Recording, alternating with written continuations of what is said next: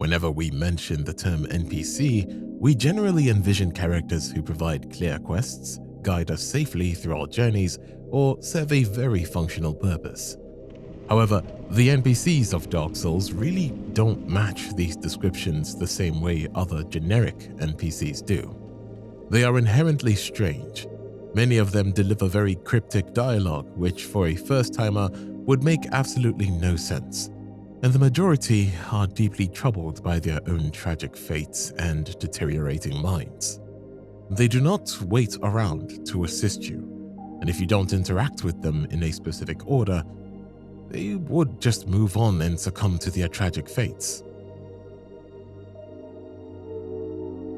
Right at the start of the game, the opening cinematic tells us of the Lords of Cinder who have abandoned their duties, Farron's undead legion, Aldrich Saint of the Deep, and Yhorm the Giant.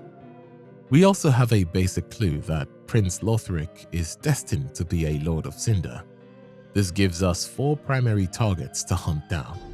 But when we actually enter Firelink Shrine, we strangely see 5 massive thrones. During my first playthrough, I missed the 5th Lord of Cinder for hours.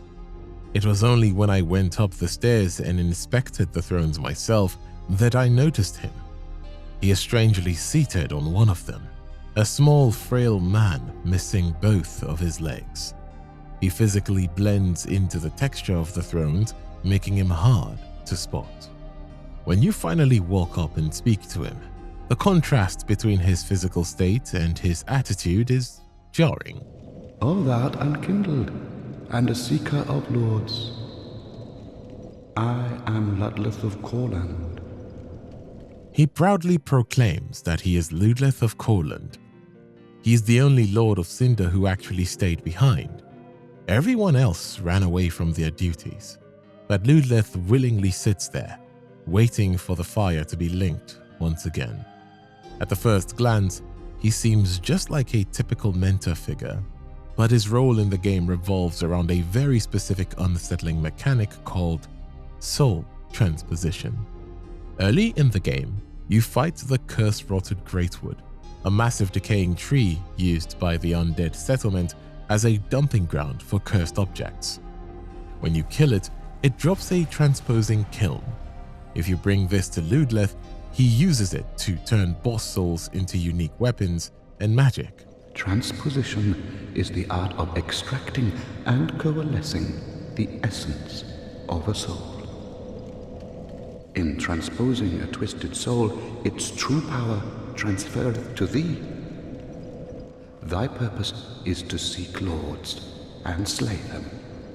What's to fear in a little transposition now? But why him? The lore reveals that Corland was infamous for this practice. Soul transposition is the art of extracting and merging the essence of a soul to manifest physical power. In the Dark Souls universe, manipulating souls like this is kind of heresy. This forbidden alchemy left a foul stain on Corland's honor, and the carving on the back of his throne refers to him as Ludleth the Exiled. This brings up a theory about how he became a Lord of Cinder in the first place. In the original Japanese text, Ludleth is explicitly referred to as a pygmy, which is a diminutive human. He was not really a giant warrior or a god, but the leading theory is that Ludleth used his forbidden heretical art to artificially inflate his own soul. He transposed the twisted souls of others into himself, building up enough artificial power to qualify as kindling for the first flame. This does present a contradiction. The pygmies are creatures born of the dark. Their nature is entirely tied to the Age of the Dark, which is supposed to naturally succeed the Age of Fire. By all the laws of nature, a pygmy should want the fire to fade. So why did Ludleth do the exact opposite? The leading theory is that Ludleth used his forbidden transposition arts to cheat his way into lordship. He was a small, fragile human. To build up enough strength to feed the first flame, he likely used the transposing kiln to harvest and condense the souls of countless others, artificially bloating his soul until he possessed enough power to serve as kindling. Well, this unnatural process left him with severe physical deformities. If you look closely at him, both of his legs are severed below the knee. The game never outright explains why, but the community has two major theories to explain this detail. The first is that the flame violently rejected his artificially bloated soul, burning his lower extremities away into nothingness during his first linking. The second and much darker theory is that his legs were intentionally amputated by the people of Lothric or Courland. Knowing the unimaginable eternal agony of the first flame, they might have to cut off his legs to physically ensure he could never crawl away from his throne when the torment became too much to bear. Whatever the truth is, he spends all his waking hours trying to convince you that linking the fire is a grand heroic destiny.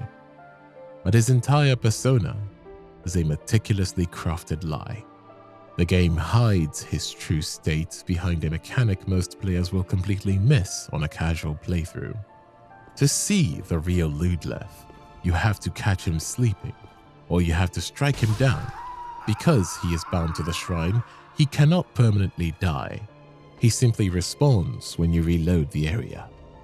If you return to the shrine after he dies, or if you find him dozing off, the brave mentor persona vanishes entirely.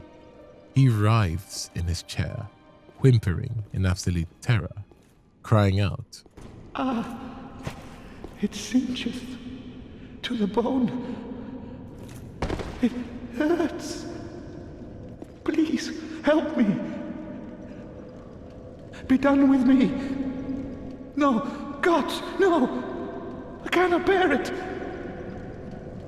It burns. Help me. His mind is trapped in that unimaginable agony when he linked the flame for the first time.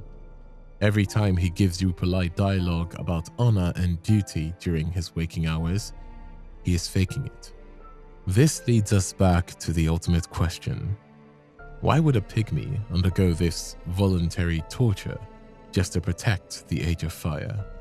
This is pretty weird, as a pygmy should naturally be more inclined towards having the Age of Fire die out, but the answer is hidden in the secret pitch-black untended graves area, which represents a dark timeline where the fire completely faded. If you find the eyes of a firekeeper hidden there and bring them back, Ludleth's friendly tone drops entirely. He reveals that he knows exactly what those eyes show. The eyes show a world destitute of fire, a barren plain of endless darkness, a place born of betrayal. So I willed myself Lord to link the fire, to paint a new vision. What is thine intent? Ludleth was so deeply horrified by the vision of absolute darkness that he chose to defy his own nature. He saw the end of the world, panicked, and used a heretical art to turn himself into fuel just to keep the lights on.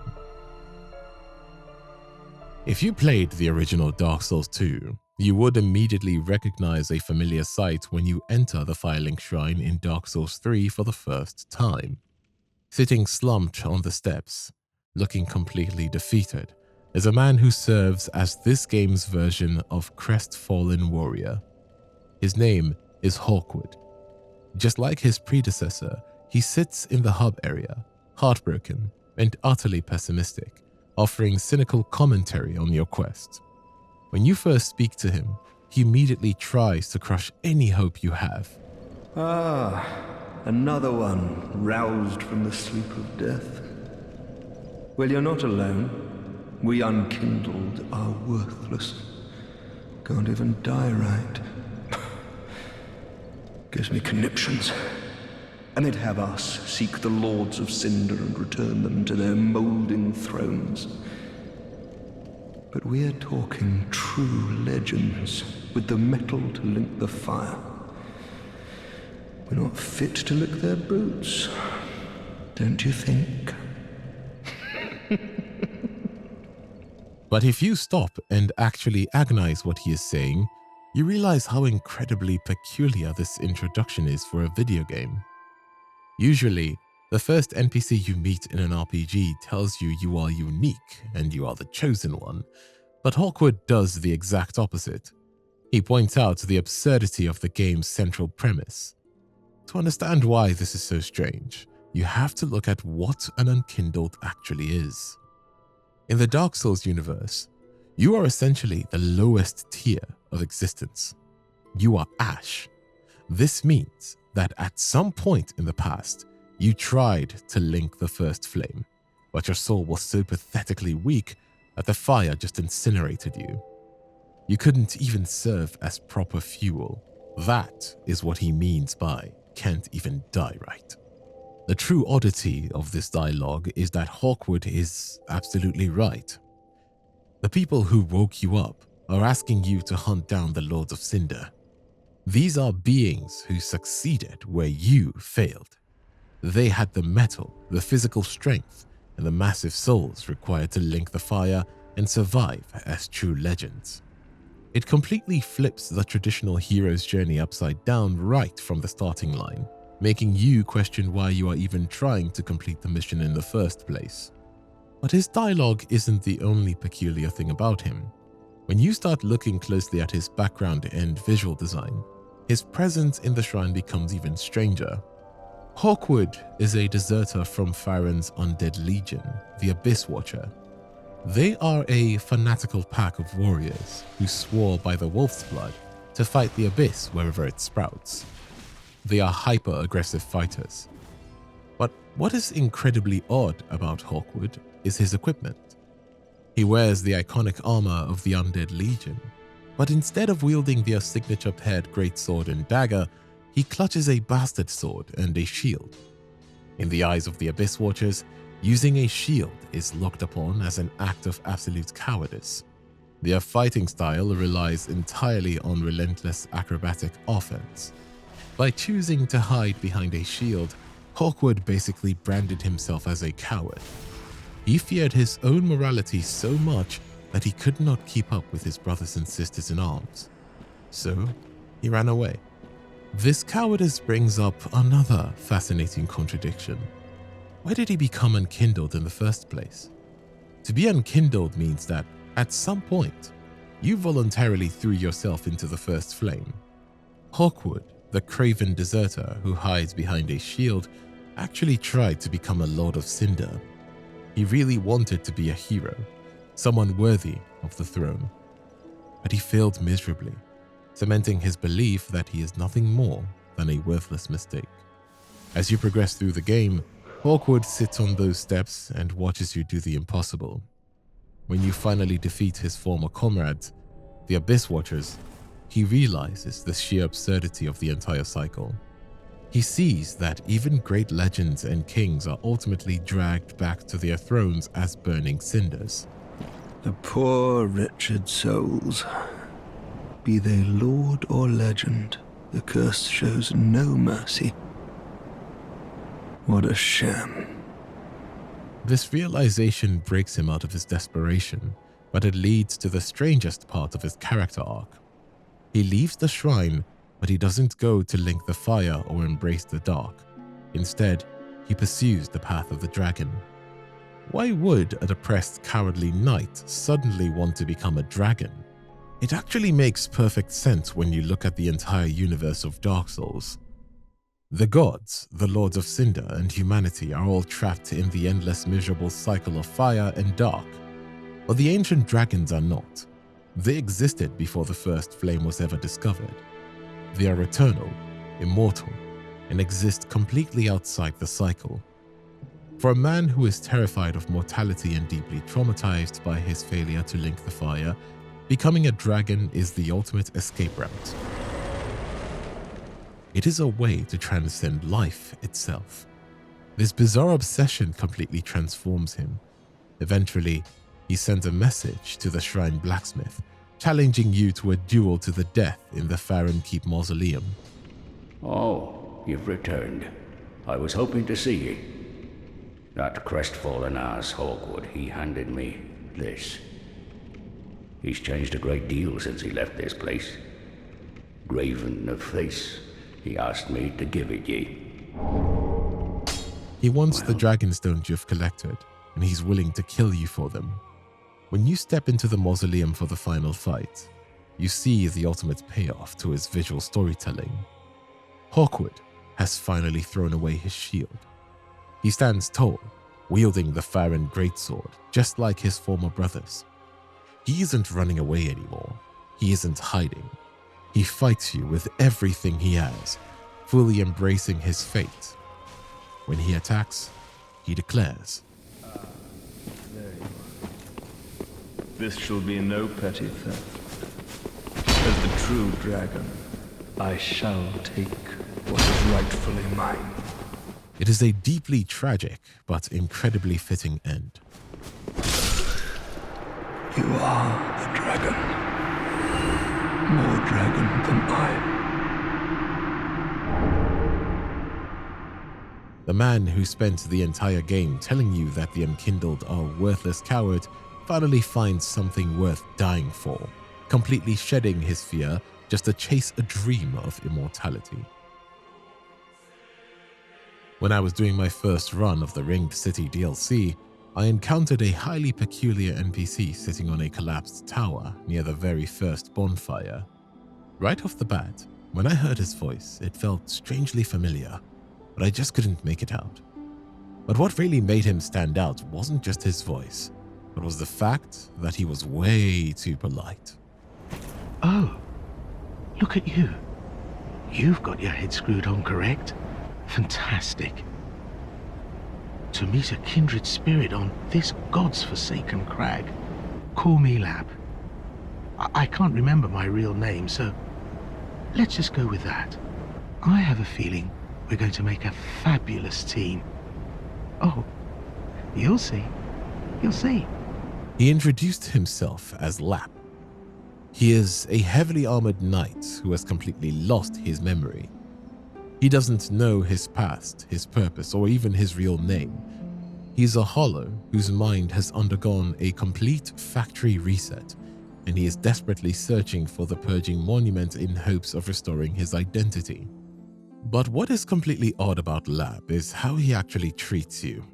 In a universe where almost every character is either trying to kill you, manipulate you, or deliver incredibly cryptic warnings, Lapp is genuinely selflessly kind. He offers you a toast. He calls you a kindred spirit. The peak of this strange altruism happens when you reach the Earthen Peak ruins. He tells you about a precious treasure hidden in a deadly poisonous swamp. If you fail to find it yourself, Lapp will actually risk his own life to go into the swamp and fetch it for you. When he hands it over, he admits he barely made it back out. Oh, there you are. Perfect timing. You remember that treasure? In the thick of the poison swamp. Well, I fetched it for you. As promised. Oh, it was only a hop and a skip. I needed a rest from old Nan over there. Here, go ahead. It's yours. Maybe it'll help you with that solemn duty of yours. Why would any man dare to venture out into the most dangerous areas in order to fetch out a treasure for someone he just met? This encounter definitely stuck with me, and for a while, it felt too good to be true. But it wasn't just any generic piece of loot. It was a Titanite slab, the absolute rarest upgrade material in the game. In a world that constantly punishes you for trusting people, having an NPC as a pure, selfless provider feels deeply unsettling. You just keep waiting for the catch. This brings up a massive question. Who exactly is this man? And why did the developers put so much effort into making us care about a random amnesiac? The answer to his identity is actually hidden in plain sight, straight in the dictionary. From Software effectively gave us the answer the moment we met him. In languages like Swedish, the word Lapp literally translates to patch. In Middle High German, it refers to a simple-minded person, or a piece of cloth used to mend something. They named him a patch of his former self. If you manage to solve the cryptic Show Your Humanity puzzle in the swamp and tell him where the Purging Monument is, the light returns to his eyes for a brief, beautiful moment. His trust in you is absolute, highlighting just how lonely his journey has been. Before he departs to restore his memory, he makes a vow that carries a strange amount of weight. Thank you. Most sincerely. I swear upon my birth name that I am your friend. No matter what might come out, no matter what I was, if you would do me the honor, allow me to be a true friend. Always. He goes to the monument, and the next time you meet him at the shared grave, things take a very familiar turn. He is crouching in a highly recognizable squat. He tells you to look over the edge of a broken staircase to see a fine treasure. And when you lean over, a cinematic plays. He kicks you down the pit, removes his helmet, and reveals himself to be Unbreakable Patches. The ultimate trickster of the Dark Souls series somehow survived all the way to the literal end of time. But what is truly peculiar about his final betrayal is the actual intent behind it. In every other game, Patches uses treasure as bait to kill you or rob you. But here, at the end of the world, he kicks you down the pit because it is exactly where you need to go to progress. He leaves his armor behind to prove that his betrayal was just his twisted way of guiding you forward. This completely recontextualizes his character. When Patches lost his memory and all his worldly grudges, his pure impulse was to be loyal, a loyal, helpful friend who would risk his life to hand you a Titanite slab. It proves that deep down, beneath his intense hatred for greedy clerics and arrogant gods, he actually values companionship more than he lets on. It is only the rotten, decaying state of the world that usually turns him into a cynical traitor. Patches is one of the very few undead who survived from the beginning of the first game all the way to the Dreckheap. He survived every cycle, every Age of Fire, and every Hallowed Kingdom. When you finally find his ashes in the game, the description offers the ultimate eulogy for the series' most resilient character. He never lost heart and never looked back. He marched in one direction, and that direction was dead ahead. Before he leaves your world for good, the man who spent lifetimes kicking people down holes gives you one final strangely respectful send-off. Every age, it seems, is tainted by the greed of men. Rubbish to one such as I, devoid of all worldly wants.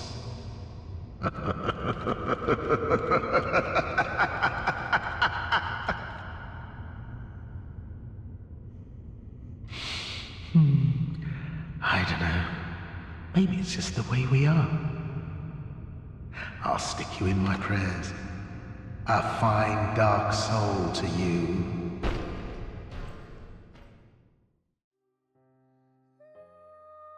When you first explore the undead settlement, you stumble upon what looks like a classic, entirely predictable RPG trope. A damsel in distress, locked inside a dungeon. Sitting right outside her cell is Eygon of Karim, a heavily armored knight wielding a massive hammer. But instead of asking you to rescue her, he actively mocks her. He calls her a frail, useless woman who couldn't even fulfill her basic duties, and he warns you to just leave her to rot. Another one of those unkindled, are you? All you faceless undead, behaving as if you deserve respect. No matter. Heed my words. If you've any sense, you go find a coffin to huddle up inside. You here, in this land of hollows. You're like a frail maiden on the front lines. It's a highly jarring introduction.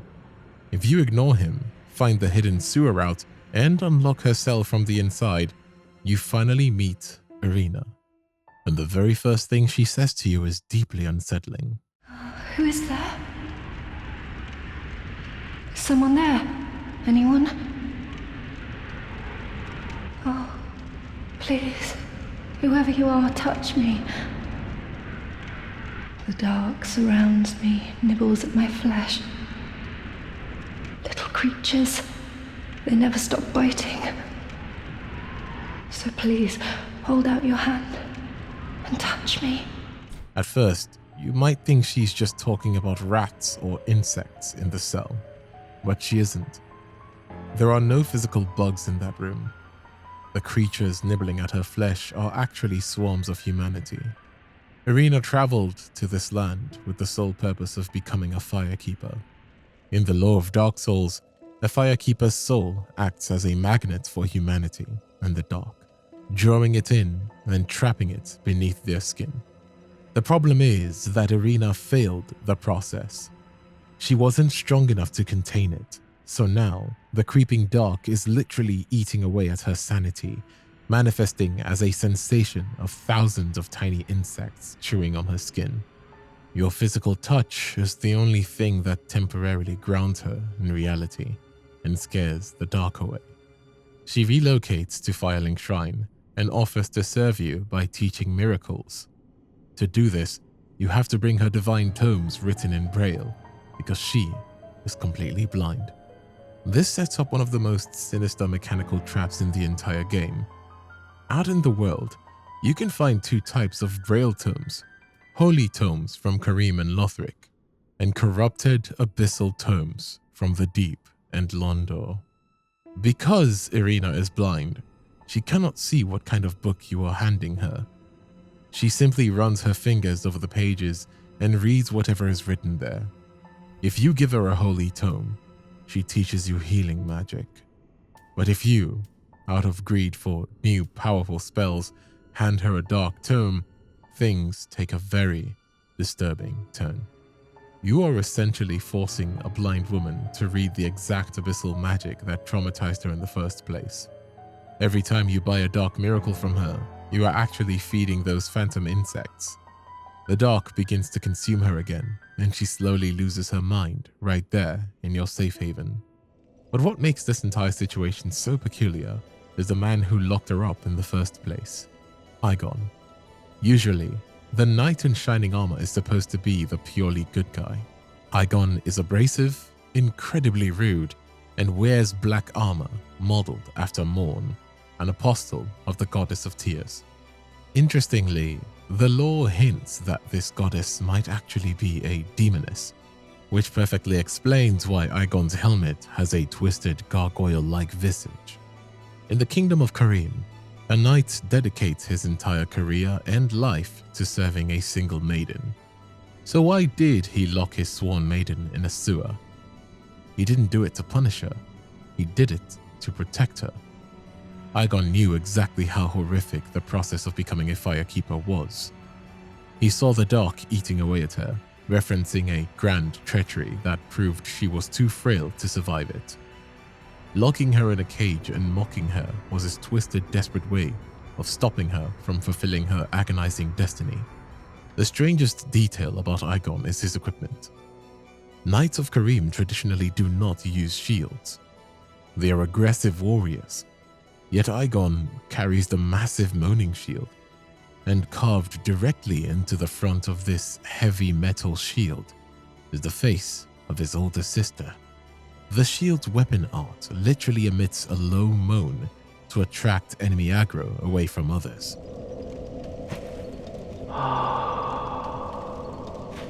He's a man who breaks the traditions of his own knighthood.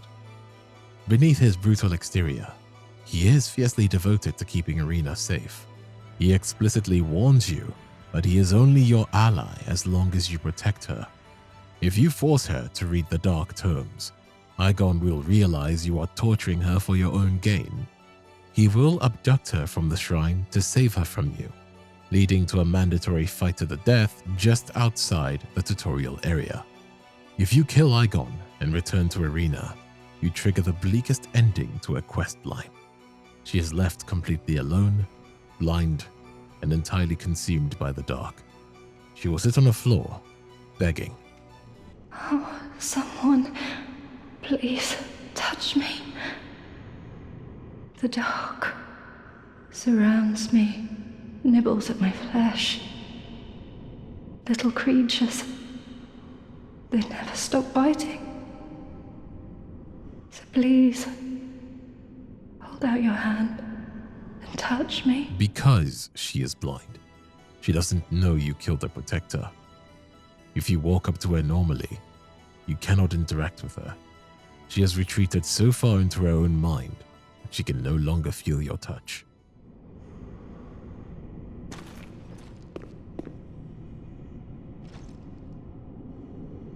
Oh, is there no one near to touch me?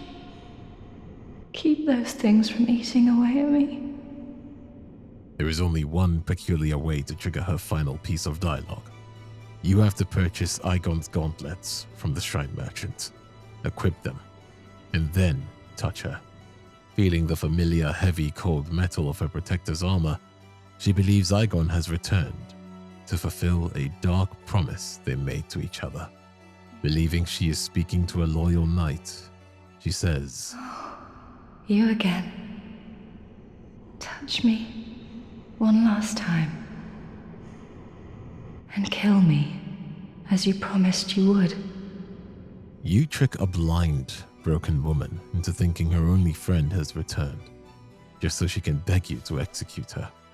But there is a second outcome to this story, and it is arguably just as odd. What happens if you do the right thing?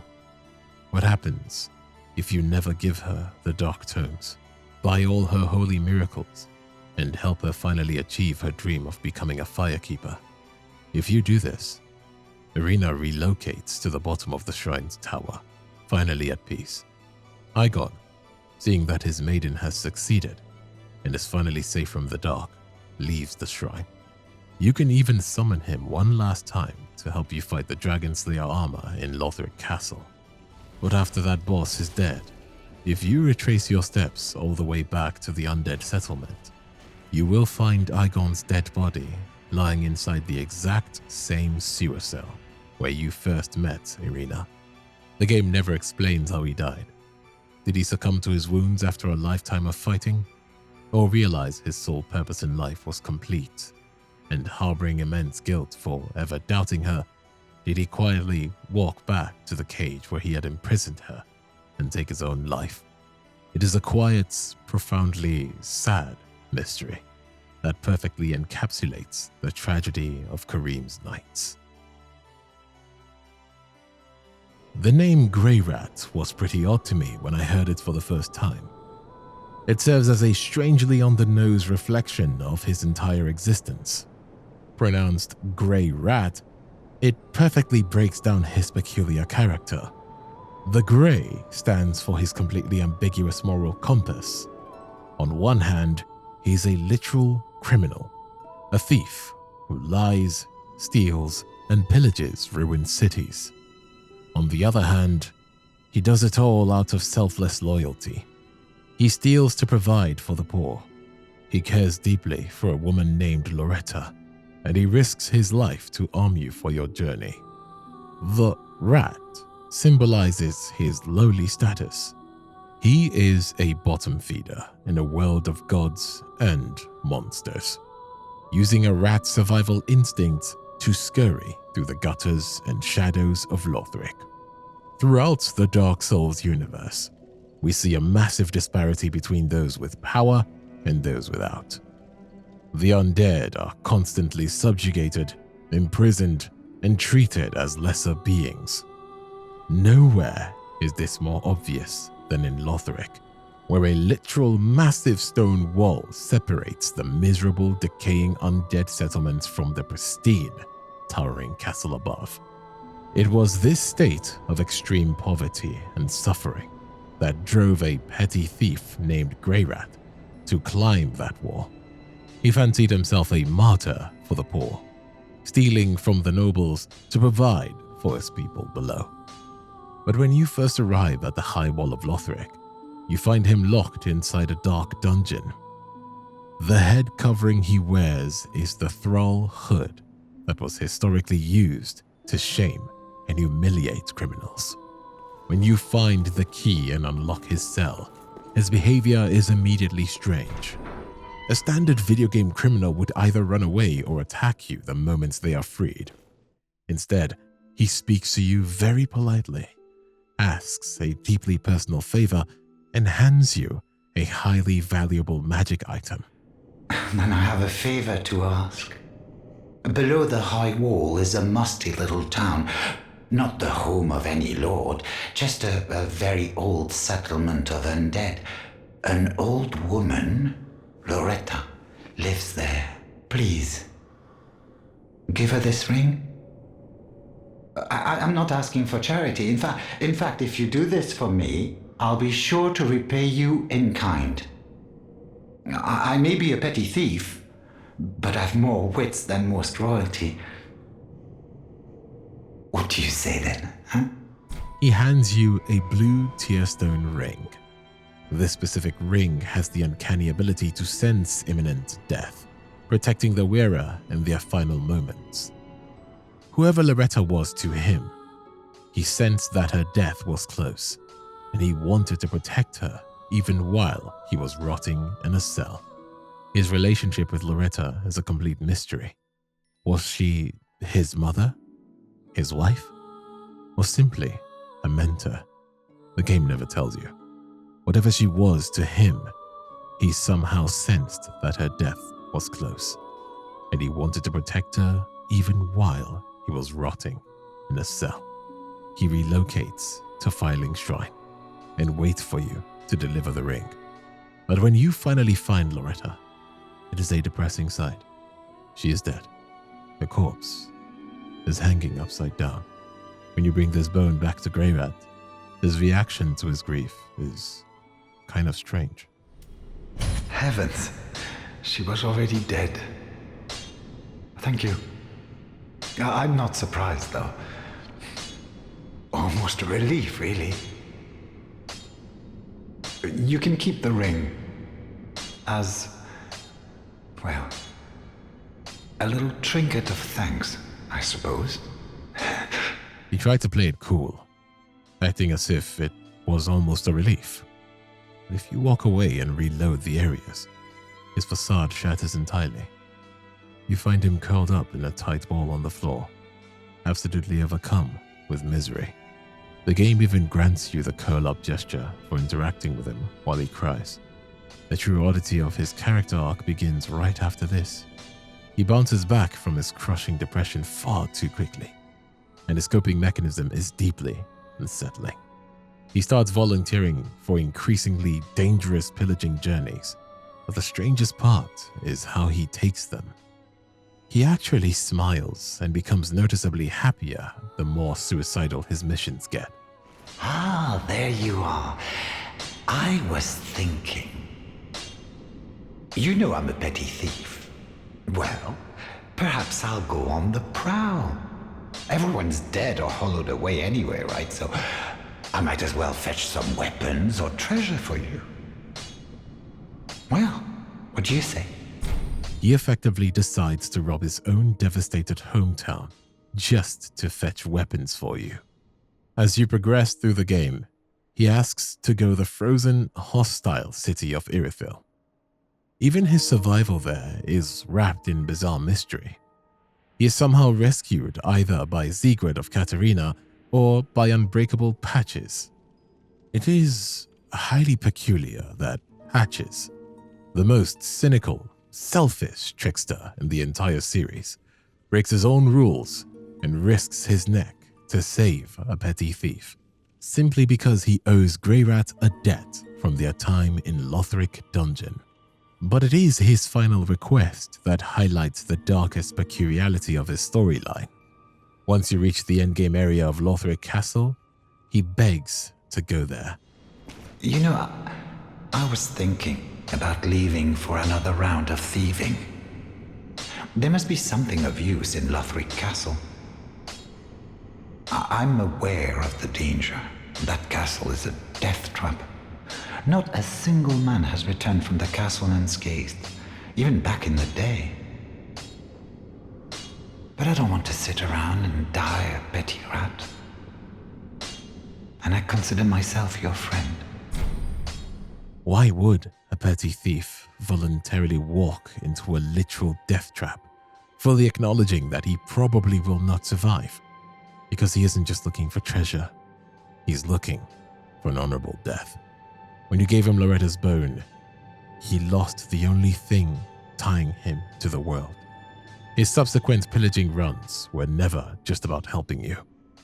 They were increasingly reckless attempts to put himself in mortal danger. He hid his immense trauma behind a cheerful, subservient attitude, using his loyalty as an excuse to eventually throw his life away. If you grant Greirat his wish and send him to Lothric Castle, he does exactly what he promised. He dies. You eventually find his corpse, slumped on a roof, in the Grand Archives. There's a tragic irony to his existence. Greirat spent his entire life climbing walls and stealing from the rich just to help the people he cared for.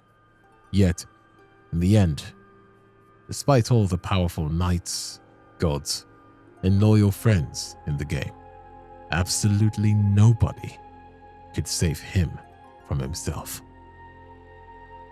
The world of Dark Souls 3 provides a wide array of incredibly strange NPCs, and the characters we looked at today are really just a few of them.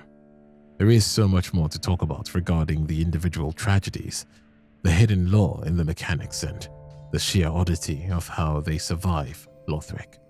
They remind us that the true horror of this universe isn't just fighting giant monsters or linking the first flame. The true horror is what the fading of the fire does to the minds of the people who are forced to live through it. So, the next time you step into the dark to explore the ruins of this world, take a closer look at the people sitting quietly by the bonfire.